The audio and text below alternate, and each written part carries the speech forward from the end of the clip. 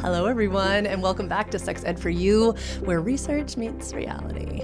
My name is Holland, and I am the Director of Operations here at Sex Ed for You. And I am Lauren. I am the owner and primary educator here at Sex Ed for You.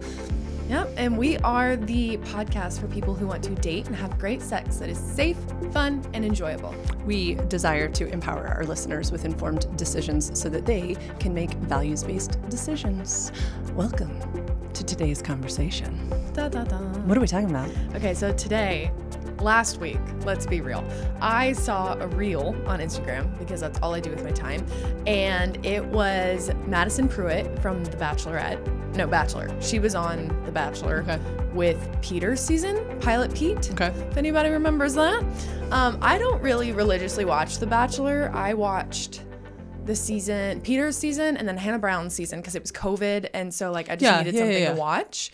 I don't really like the premise of the show. It's always kind of irked me. I really like dating shows, so don't get me wrong. I love trash TV. She's not a prude. Oh, no. I like Love Island UK. If I'm going to watch trash TV, I'm watching dirt, okay? Don't try to give me classy dating. Absolutely not.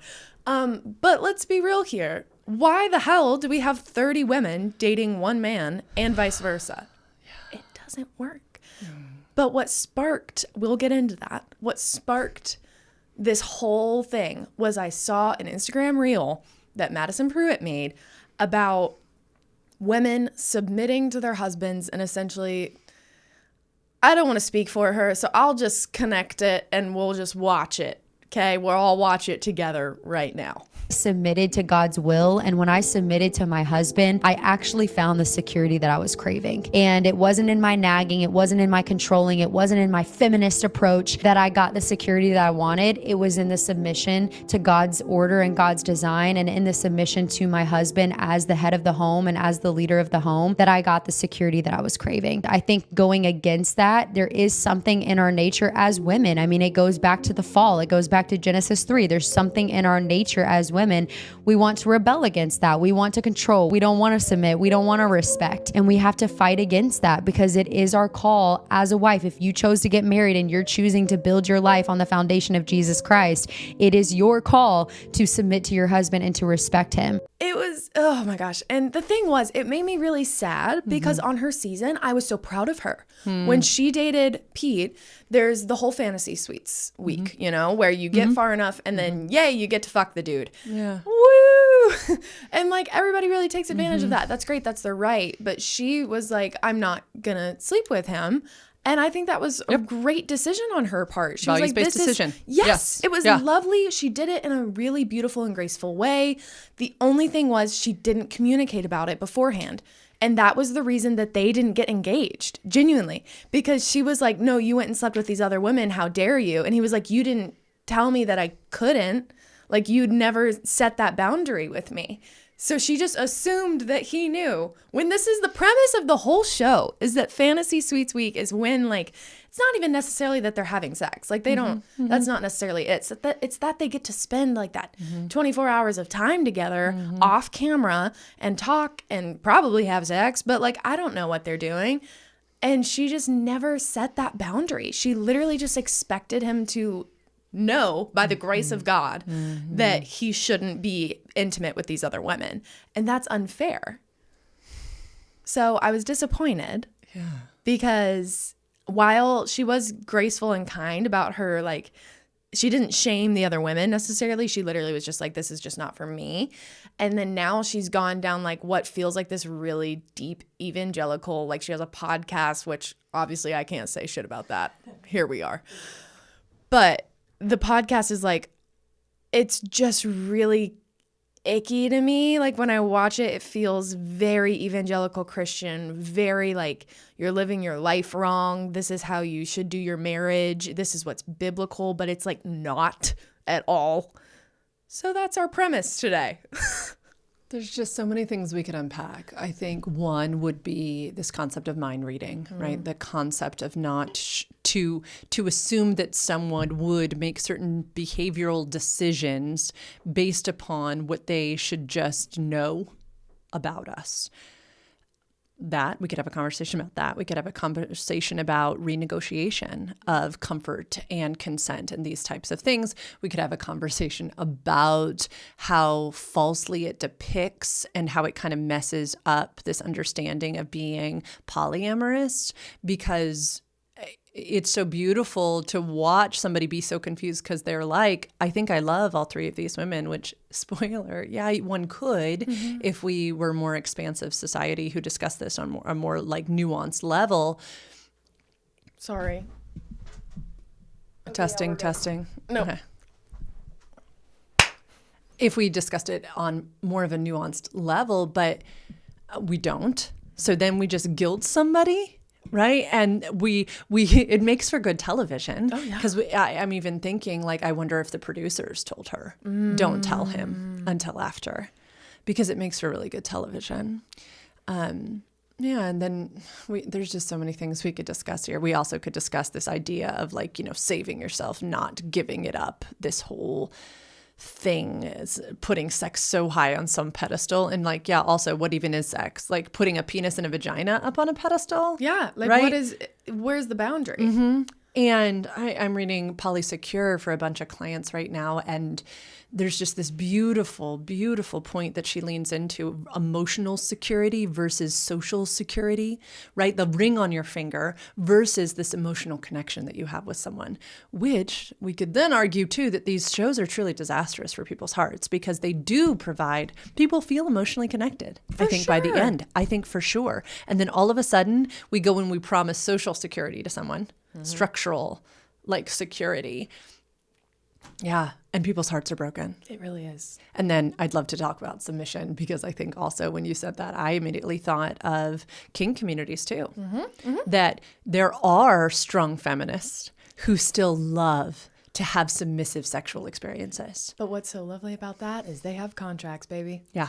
And they are consenting. They are also, several clients this week didn't realize this, in a scene, a dom sub scene, the sub creates the scene. The sub is the one in control. The sub has the safe words. The sub is the one with the power. Yep.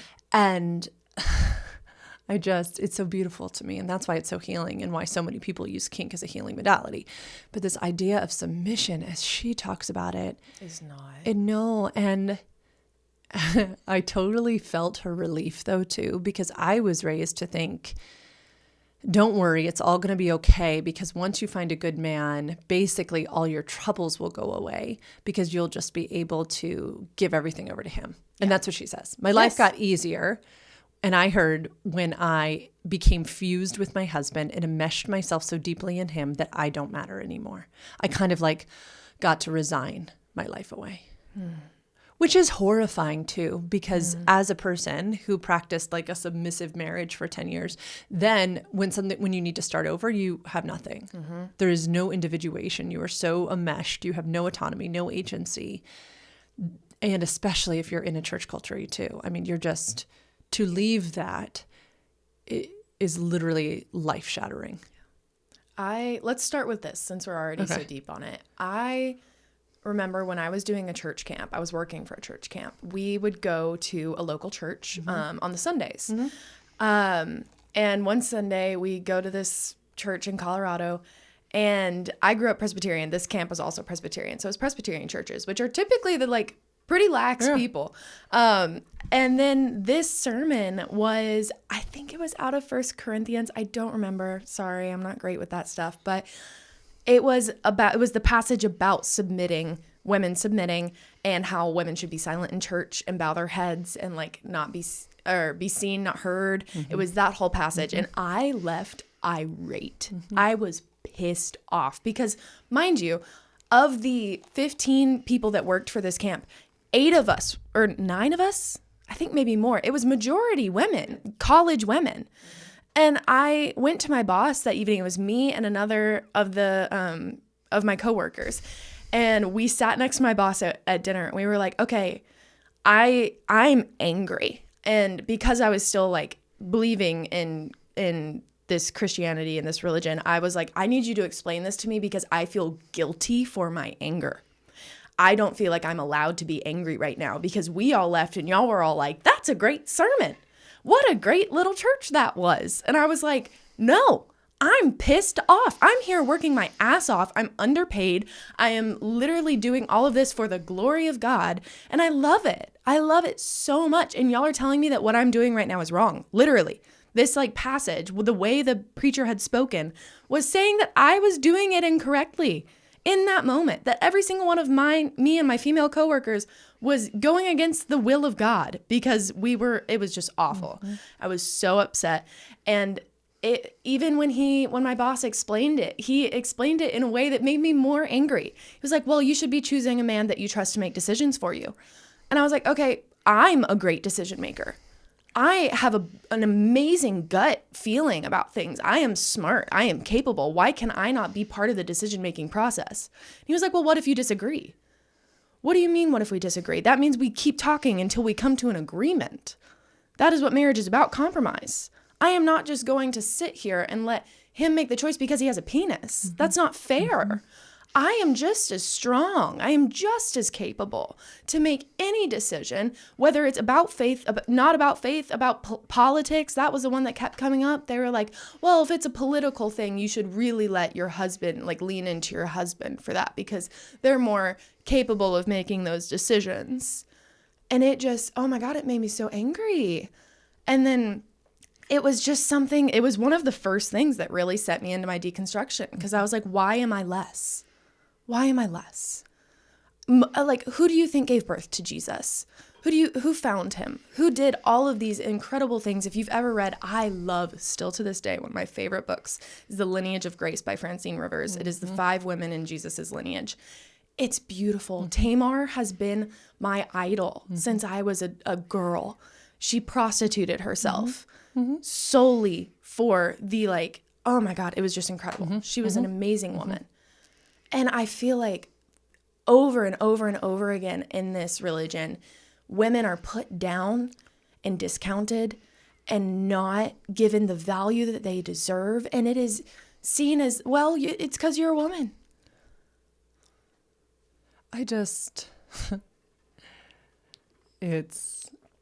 It's becoming this new fad of ladies, aren't you tired? And so instead of looking at the culture that needs to adjust, our workplaces that need to adjust, our world that needs to adjust to become more egalitarian, we're like, doesn't it just sound nice to be a trad wife? Doesn't it just sound nice to let your husband do that hard stuff? And y'all, be weary. That is scary stuff. And I understand, right? I understand the need for rest. And we can be people in female bodies who take the rest we deserve. It does not need to come from another source. And there is a striving, suffering gospel that so much of organized religion would lead us to do. And so many church cultures rely on the labor of women. The nurseries are run by women, the children ministries, the women's Bible studies. Yes, they rely on the unpaid labor of women. The Southern Baptist Convention, again, just removed churches within the convention that had any women in leadership because it is, in their words, unbiblical. It breaks my heart because we do deserve rest, right? When I watch that video, my heart breaks for her. Yeah. She was tired. She was tired of running this capitalistic rat race, this phallocentric push, which is something we talk about on here all of the time. I don't think we need to discredit that. But I also think people in male bodies shouldn't have to be doing that. People in trans bodies shouldn't have to be doing that. There is no reason that we can't all take deep breaths, that we can't understand that pleasure is our birthright, that we deserve rest. Full stop. A dear friend of mine was in town over this weekend, and she said she slapped her husband recently because they were talking with their teenager, And she was talking about careers, and he was like, don't worry, honey. Like, all you need to do is grow up and marry a guy who's got money. What? And I love him. He just hasn't done the work. And I teased him about it and was like, can I explain why this is problematic? This is not okay. Not okay. Is it okay if someone chooses in their agency to work their household out so that the labor is divided in a way that somebody goes out into the marketplace and brings in funds and then somebody else is doing things in the home? Fuck yes. That is shared understanding of energy and resources, and great. We all get to do that. That is lovely, right? It might be stay-at-home dad and mom out in the marketplace. But money has to be earned, and children, if you choose to have them, should be cared for and to be in loving homes. I'm not saying that it doesn't work in some scenarios. I don't think that striving is the answer, but oh my goodness, the other answer is not just look for a wealthy person so that you can relax and not have to worry your little girl brain about that. That, and it teaches us that for me, it was like, well, you're never going to be able to do what a man can do. Yes. Like, you're not going to be able to make as much money, which is true, unfortunately, because of the pay gap. But like, you can. There are tons of women making a lot more money than men out there, but it is harder. And that mindset is what's allowing that to happen. Well, you're worth more in the home. The whole talk that what's his face from the Chiefs that just gave at a graduation. Well, my wife just is so much happier now. At a graduation, these women just worked their fucking asses off for a grad degree. I'm pretty sure it wasn't an undergrad. I don't remember what level it was, but they just worked their asses off for whatever degree they just got. And he's telling them, well, the best thing you're ever going to do is be a wife and a mom. Huh? It was the same type of jargon of my wife became the happiest when she gave up those career dreams and just submitted to the role that she is meant to fulfill. Yes. So many people, sorry to each of you, who sent it to me and asked me to respond. And I was like, I literally can't. It is, to me, one of my trigger points, and actually this is in my positionality statement. Some of my trauma is literally sourced in trying to convince or change the minds or speak to the other side. And it is not a battle I'm interested in fighting. Yeah. I will share with others why the logic is full of fallacy. I'm not going to try to change. There's no minds to change. No. It is a system that behooves the white man, and they love it. Yeah. Well, and you know what? I'm going to disagree with myself. I'm going to argue with myself. I see women trying to put themselves in that submission role. They end up in my office. The men are beside themselves. They're so confused. They're like, Lauren, I married a strong, independent woman. Would you explain what's going on here?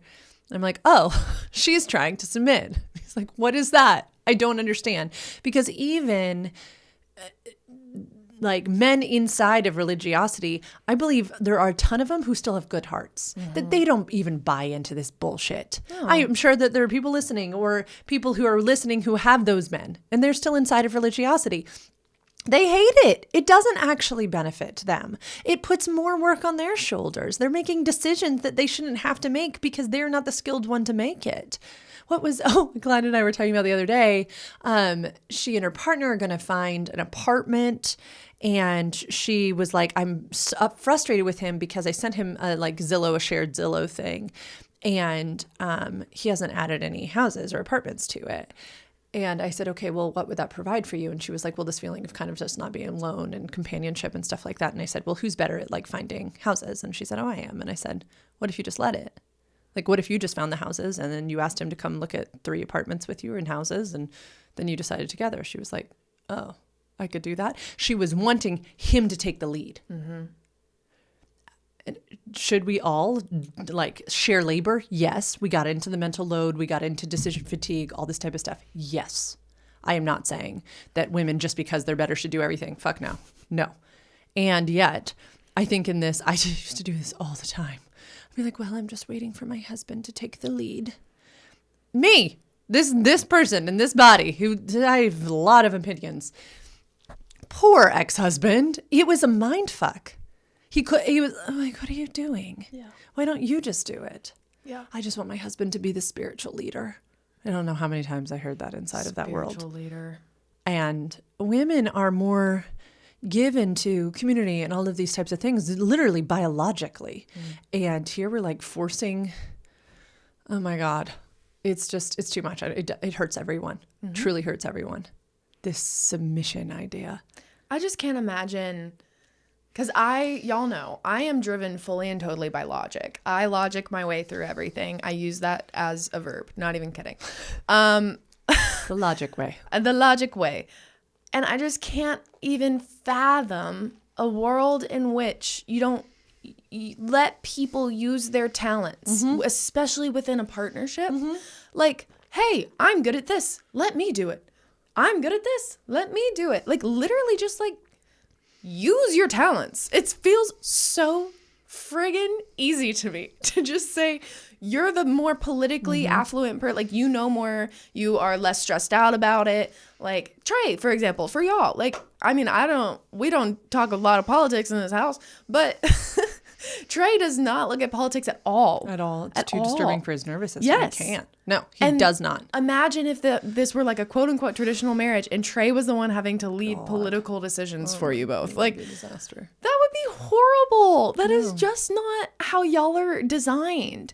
And like I feel like within this religion, it's always spoken of like God has designed you to be perfect the way you are. And there's other qualms with that. But also, like, if God has designed you perfectly, why don't you embrace what God has given you? Why don't you embrace that you are better at finding homes? And like, that can be your responsibility within this relationship. I feel like submission, just blind submission is what gets us into cults and what is the communism? I don't know. The bad things. Blind submission gets you into bad things. And I just feel like this could all be avoided if all of us was actively using all of our brain cells. Yeah, and I think, again, I think division of labor is still important, right? So if you married someone or chose partnership with someone who you're just better at a lot of things than, you're going to need to decide where you are deferring some things. Because I think I could see the opposite happening, where a guy who's used to his mommy taking care of him is like, oh, you're just better. I'll let you do all the things. Right? So I still think there's a fun exercise I'll give a lot of my clients, which is write down on like 3x5 cards all the chores that need to be done in the house, then kind of group them into different categories. So like house cleaning, laundry, outside chores, dishes, food, all this type of stuff. Then give them like a cutesy name like you would in hotel management, or food services, laundry services, lawn care, this type of stuff, and then decide who directs each of those. And each of you should direct an equal amount. Now, the director does not need to necessarily do the task. If they have acquired enough wealth, they could pay someone to do the task, but they are ultimately accountable for it. So they're accountable so Trey does laundry in our house, who's director of laundry services.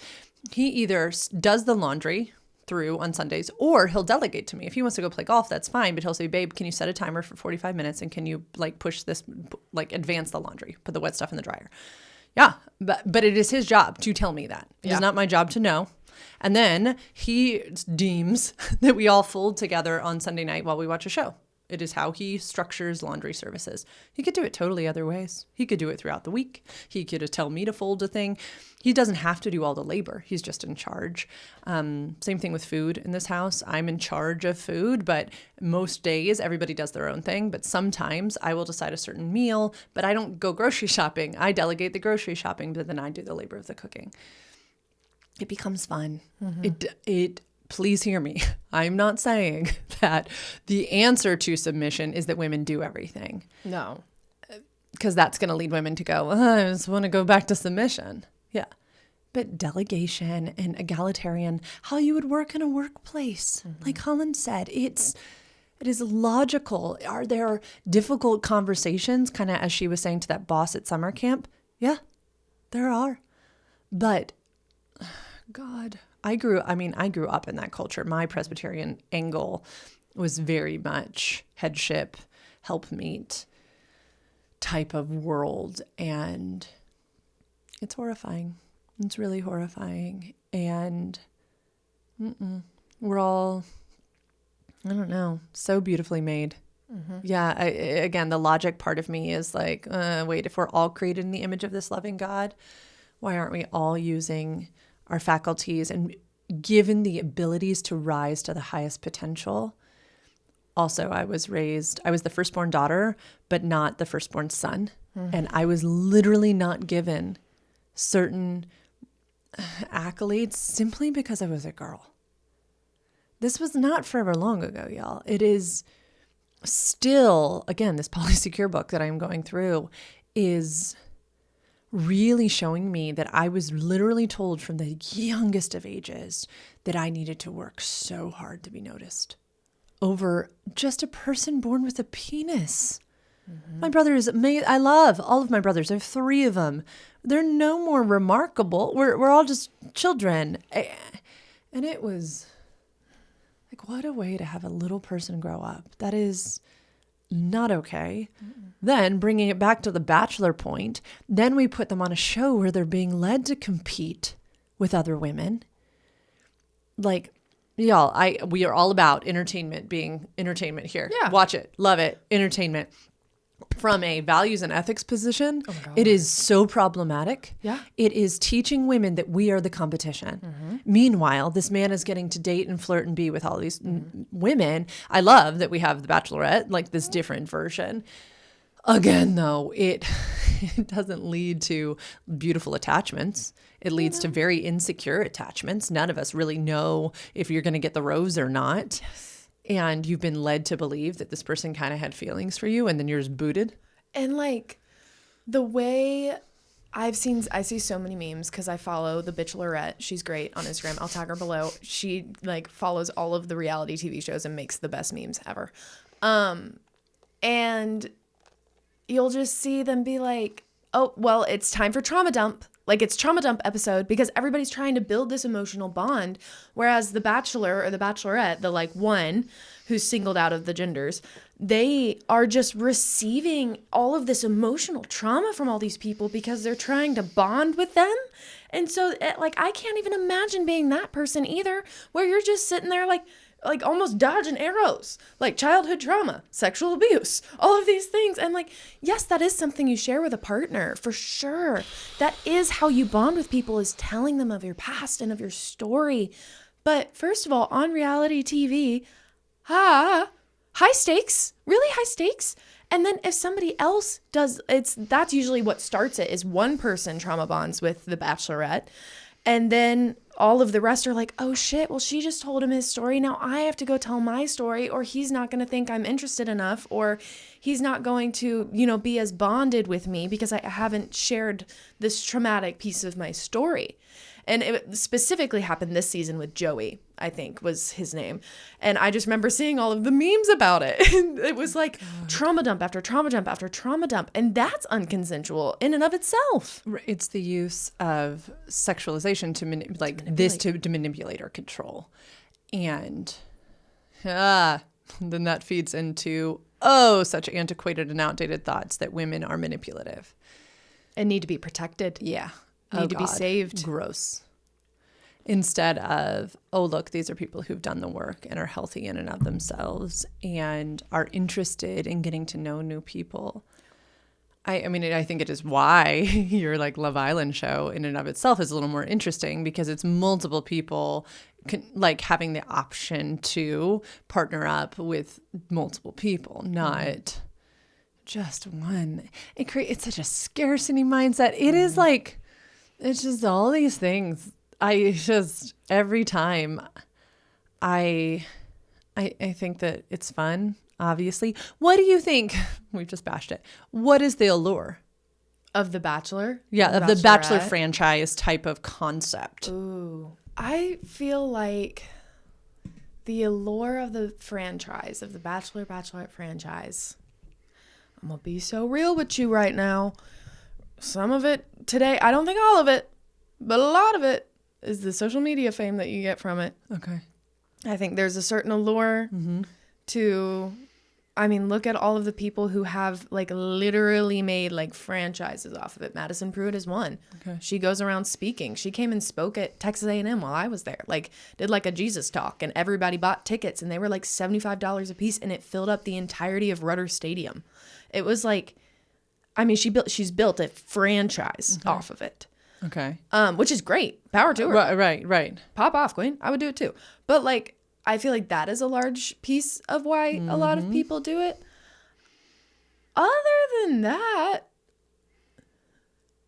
do you have anything off the top of your head? I am struggling. You know, trauma, like addiction, like it's fun to watch a train wreck. I think that's why we all like reality TV. Maybe that idea that, oh, people are just like us, so that kind of getting to pull the curtain and see, oh, people experience jealousy.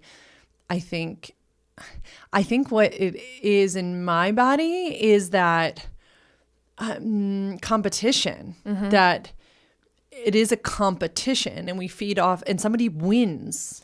I thought you meant the allure of like going on the show. No. I hear what you mean now. Yeah. Of people watching the show. Yeah. Yeah. No, I think competition is definitely a big part why of do you it. think people watch? Well, at this point, it's become tradition. Right. Like, I have so many girl groups who are like, okay, it's Monday Bachelor night, Bachelor night, night. yeah. There are literally brackets for it. You can print them off. So it's definitely competition. Yeah, it's like a betting race. Like you pick your people on the first night. I remember that. And you'd be like, I picked this girl to win, and she went home on the first night. Like, it's something it like bonds us to all watch it together. Okay. I think we find a little bit of ourselves in the contestants. I'm like, oh, I'm like that girl. And then you kind of begin to imagine, oh, I could win this. That's what I was going to say. Oh, I could do this. I am so like that girl. I could do that.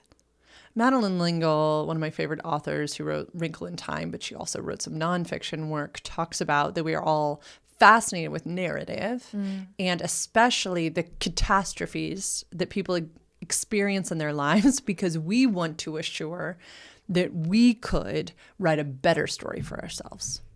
We're so, that reason, like our faces turned towards a car wreck is we're like, how could I have avoided that disaster? And I think reality TV is like the most beautiful picture of that. Yeah. Of, oh, well, I would have never done that. Which I think is one of the most tragic things coming out of it, right? Is, oh, we're all choosing to behave or not behave based upon what we're seeing producers haven't chosen put on television. Yes. Like, as a person who was on one tiny episode of a reality production, we filmed for an entire week, 12, 15-hour days. The show for 5 straight days. The show was cut down to 20 minutes, 18 minutes. Wow. So think of all of the content that no one saw, all of the things that we were supposed to pretend to do again, all of the things that they like they call these like flybys, like you're talking on camera, and they do them on Bachelorette all the time too. Like a scene is happening, but then you see somebody talking about the scene that's happening. You're doing that, but you're speaking in present tense.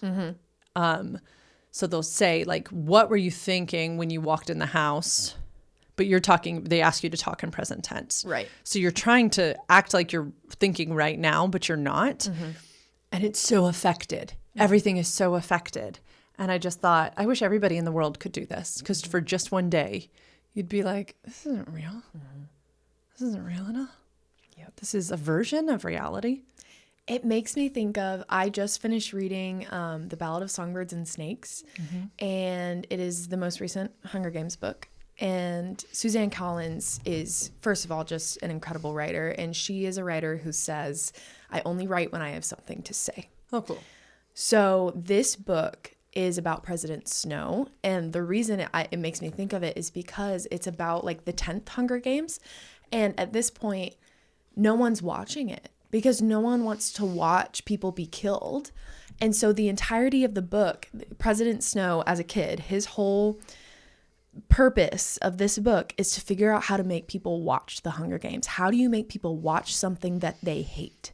And you get into the minds of producers and people who are not good people. And they're like, how do we get people in? And you know what they do? They make them start betting on it. They make them have stakes in the game. They start having the tributes become more humane to the capital. They're like, oh, give them interviews. Have her sing for them. Show them their talents, because it gets you emotionally invested. So I highly recommend reading this book. First of all, it is incredible. It gave me chills. But it is our reality TV.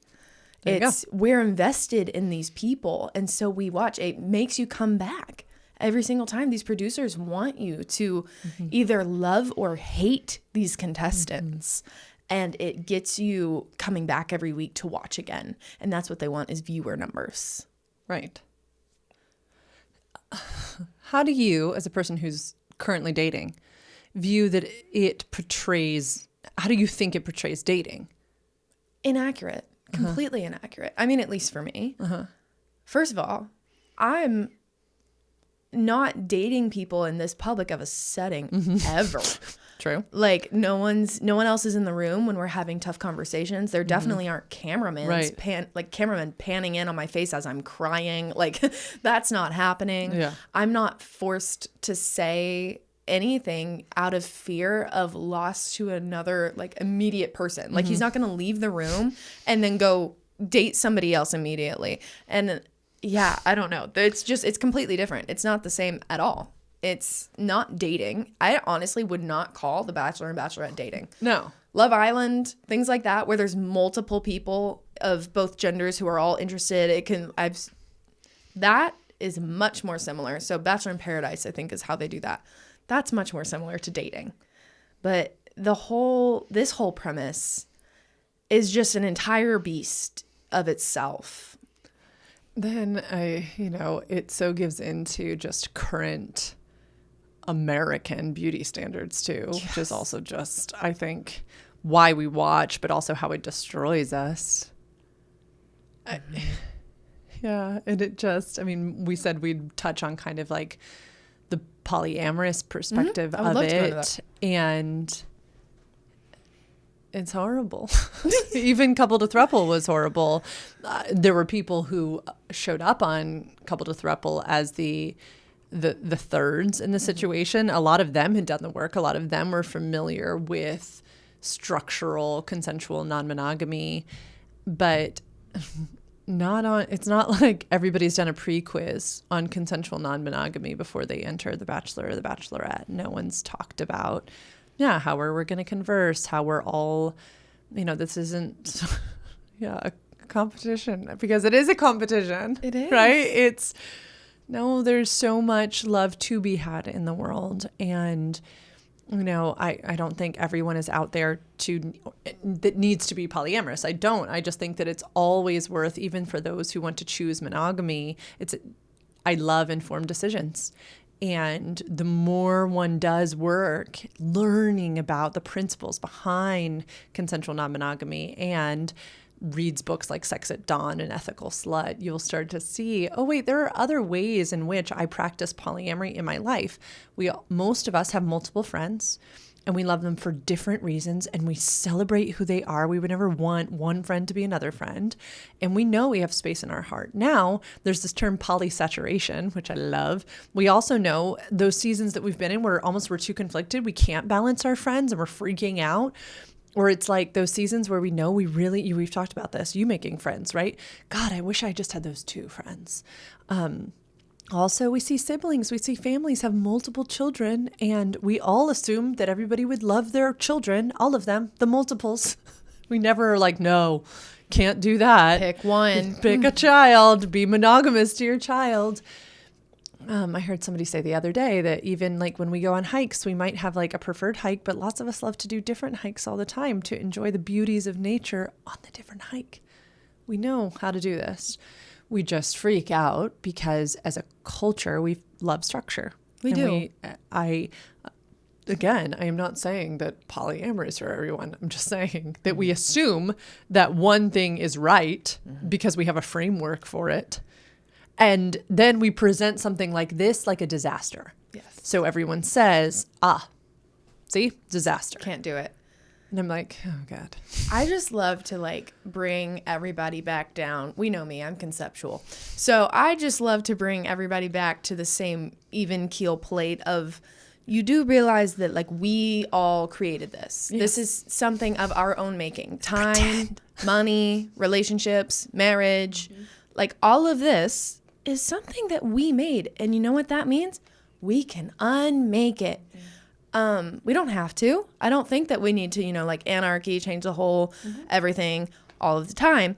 But we've also we've also spoken recently about the limerence phase and how women used to, how we are biologically created, is that you would find a man, have his baby, have him protect you while you're breastfeeding, and then you go find another man, because that's how you diversify the species. It's my favorite phrase. Diversify the species. Diversify the species. And that is, of course, from like way back, when there probably weren't enough of us and we were trying to populate the world. 100%. We have evolved. We can evolve. We have changed. That is okay. But I am still saying, baby, we can still evolve. Yes. We can still change. We don't have to be stagnant just for the sake of stagnancy. We don't have to stay the same just because it's comfortable. And guess what? It's really not that comfortable. Except for certain people of the population, which is why I always say that, we need to look at who's being uplifted and who's being silenced. And, if we're continuing to silence women in this submission model, let's really take a hard look there, because who continues to be uplifted? Oh, men, specifically white men. Yeah. And let's just not be okay with it. I don't care how you structure your relationships, but let's not uplift a certain portion of the population and silence another portion. That's when people are harmed. That's when abuse is perpetrated. And we're not saying like, I hate men. I hate white men. Love men. I love men. I've dated a lot of them. I'm friends with a lot of them. Men are great. It's genuinely, because the thing is, it's not individual people most of the time. It is not always just one person. Just one person is incredible. Just one white man is great. And just 2 or 3 or 4, like it's fine. But it's when we get into these big like collectives, okay?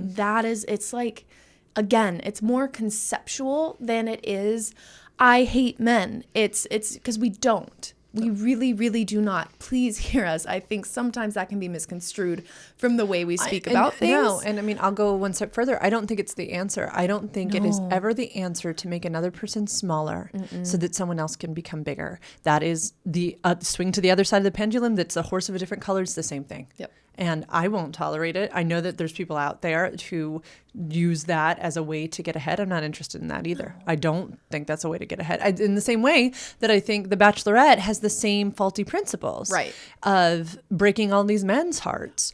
And patriarchy, big P, doesn't lead young men to be cultured and nurtured to be the lover and the gentle one. And we have done a horrible job as a society giving men words for their emotions. And no, it is not. I think men suffer just as much. Yes. I don't think the answer is to shit on men. No. But let's not just uplift them because they have a penis and like submit. It just hurts everybody. It's all these preconceived notions is what's really getting us. All of these concepts, what they really, down to the nitty gritty, the way it's affecting your daily life is preconceived notions. Yep. Think about like that initial thought that you have in your brain when you think about woman or man, when you think about little girl, little boy, when you see a little boy, if you saw a little boy wearing a dress, what is the first thing that comes to your mind? That is the patriarchal preconceived notion. That is what it is. When we're saying like patriarchy and men and things like this, like we are not talking about individual people. It is the way that these structural concepts have affected the lives of the people who are living every single day, and the kids, mostly like the way that children are being raised, because we are all already like dealing with and healing this trauma that has come from whatever preconceived notions were happening when we were kids. So it's our turn to heal these things and make changes so that the next generation doesn't have to deal with these things. They'll have different things, sure. They will have their own issues, but it's our job. It is our responsibility to make these changes for the next generation. it's all just a construct, right? And one of my best friend's 5-year-olds has recently had 2 separate encounters. He loves the colors purple and pink. Pink is his very, very, very favorite color. And he's 5, and they went on a trip with their cousins, and the little cousin said, "Why are you wearing a girl shirt?" And he came to his mother. His mother said, "It's not a girl shirt. All colors are gender neutral. Anybody can wear any color."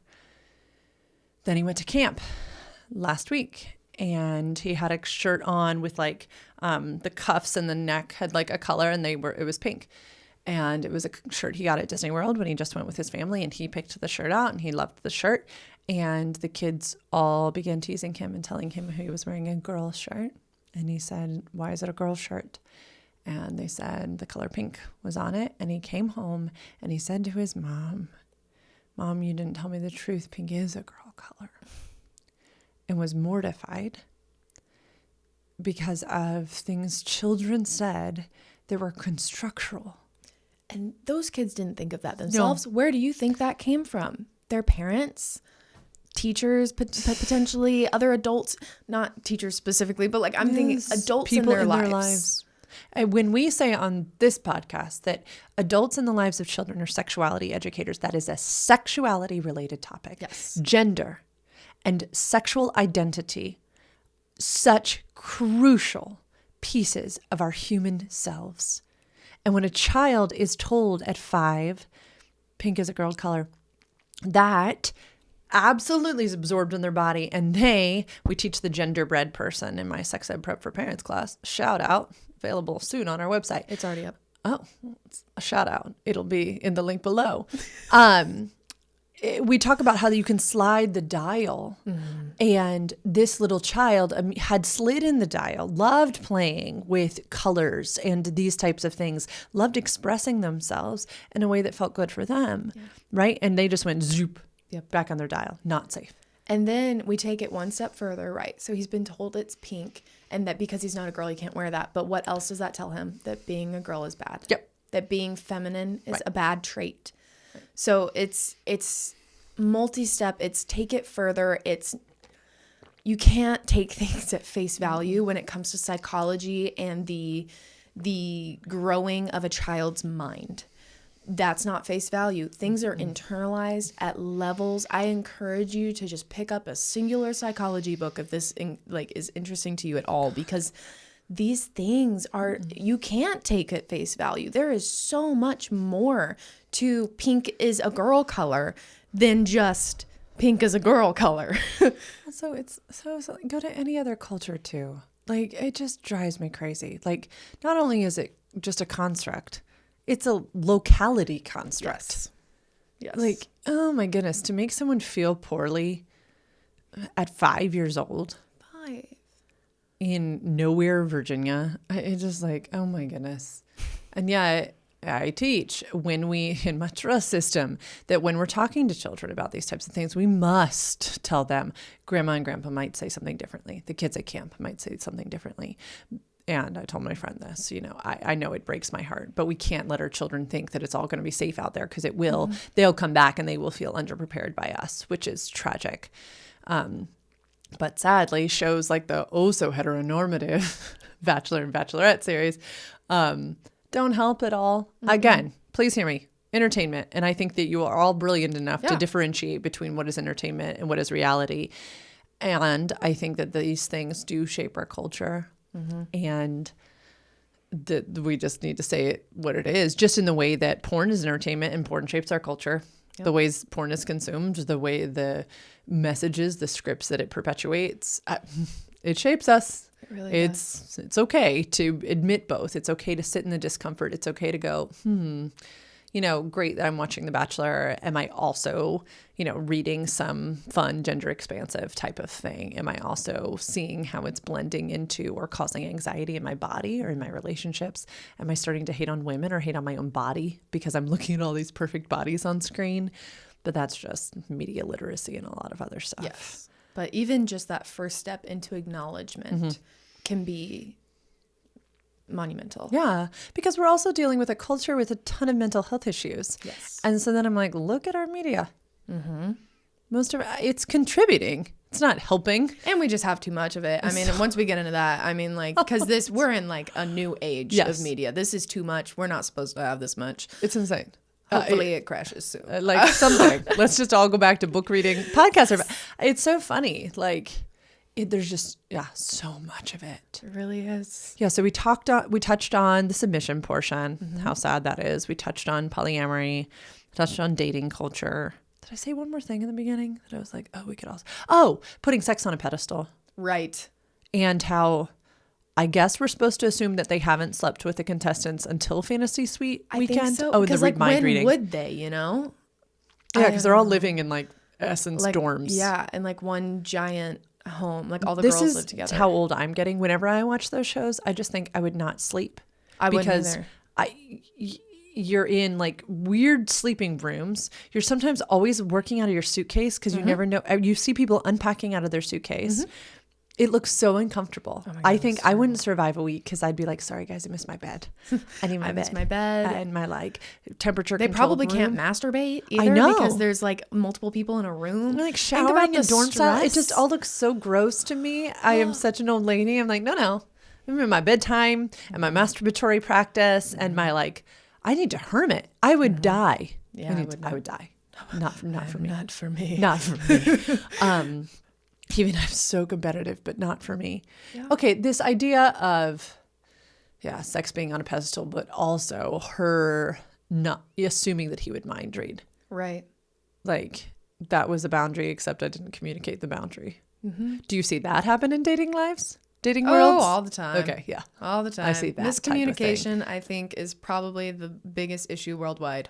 That is my qualm with the earth is miscommunication. I am fully the person that's like, can we just talk about it, please? It's, I understand where it comes from, but this idea that people would just know, Trey was talking about this yesterday with our same friends, that, through deep work with his coach / therapist, he has come to find out that, he has this good boy archetype that is because of his childhood and because of his mom's instability. He would like bring her water and like try to make her feel better. And then he would see her smile. And so he internalized, okay, that's how you bring joy to people. You like do shit for them. And then he gets married to me and he's like, well, why can't you he used to say, just anticipate my needs. And I used to think, well, that's a big ass. Wow. Okay. I guess I'll try to anticipate your needs. But no, he is now very much not in that boat anymore. He's, he needs to share his needs. And then I can choose in my own agency whether I am desirous to meet that need or not. But yeah, I know where it comes from. This like, you just knew. You knew my values. So yeah, you knew I wanted to wait for marriage. So why didn't you assume that you should also wait? Huh? So sex, don't put it on a pedestal. Welcome back, y'all. We're in the same frame here. One of the cameras died. We're stubborn. Thought you were going to straddle me. I was going to straddle you because it's a slidey chair. I can just sit on the edge. This is totally fine. I know, but the chair's so big. Look at that. Okay. Ta-da. Hey. I was trying to get your face in the box. Okay. Give her a headrest. Yeah, sex shouldn't be on a pedestal. That's all I'm saying. And I think it literally destroys people and communities and relationships when we do that. It's great. It's just not everything at all. No. And this idea that we're saving something so silly for a long-term partnership is wild to me. Because also sexual preferences matter and desires for sex. We talk about aligning our longings on here every damn day. You need to align your longings. You need to talk about the sexual experiences you are desirous of inside of partnership way before you're like aligned with, I don't know, the state. Yeah. Don't align with the state before you've aligned with your genitals. That's important. That and like, it's also just the lack of defining what sex is, Like, there is so much more to sex than penis and vagina. And so, like, where even is that line? Did we talk about being a dirty virgin on here the other day? Did you tell me this dirty term? Virgin? No. My sister, who told me about dirty I think virgins? It wasn't me. Somebody told me, they asked me if I had heard this term, and it basically just meant you had done everything but put a penis in Does your that vagina. include anal? I'm guessing. I don't know. Like extra dirty, like a martini, like dirty with a twist means you've done anal.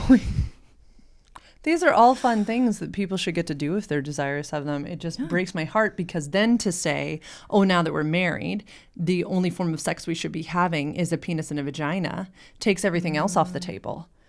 And so when I ask people what their favorite thing to do before they could have penis and vagina sex was, so many people will tell me oral. Like, and fingering and so many fun things, long makeout sessions. Yeah. And all those just go away because now it's just a penis and a vagina. Because now we have like what's supposed The to be holy the sex. end all be all. This Which is what feels makes good for a babies. penis. Yeah, and it feels good for a vag too. But like, there's Right. also other things. No, it's procreative. You're exactly Yeah, right. it's the procreative view of sex. Yep. Oh my God, Anyway, that's a whole nother episode. it is. But that's another thing that we started this episode about talking. So we said we'd finish it. We did. We finished in the same chair. Thanks for coming to this episode. Of Sex Ed for You, where research meets reality. To learn more about us, you can go to sexedforyou.com. If you want a free consult, if you want to talk about these types of things and how they're showing up in your partnership, you can go to sexedforyou.com/free consult and request one. Yeah. And if we think you're a good fit, we'll confirm it. And I will chat with you for about 15 minutes. And if I'm not a good fit for you, I will refer you out because I am not for everybody. And that's okay. Because in a consensually non-monogamous world, we are all fully enough and only enough, and we don't have to win. So I'm not going to try to battle to the top for you. No. Be sure to follow us on Instagram. At sex_ed_for_you. Yeah. Like, subscribe, share, all that goodness, because it really helps. There'll be links And below. We're so glad you're here. We are. Thanks for supporting us. These two crazy cats. We're in a chair. Bye.